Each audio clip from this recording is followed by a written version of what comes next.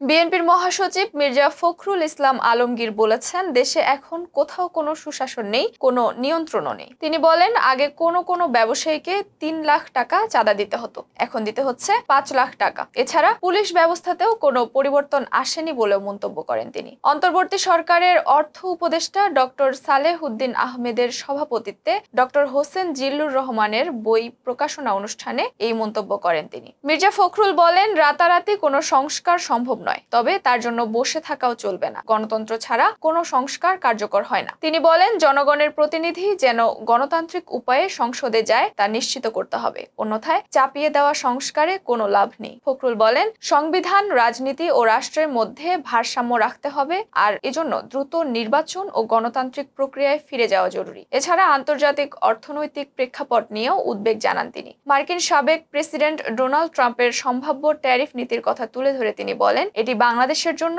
বড় বিপদের কারণ হতে পারে। মির্জা ফখরুল বলেন, রাজনৈতিক দলগুলো সবসময় জনস্বার্থে কাজ করে, আর এজন্য তাদের ইতিবাচক ভূমিকাই দেখা উচিত। ছিলাম নুসরাত জাহান জেরিন। ফেস দ্য পিপলের সাথে থাকার জন্য ধন্যবাদ।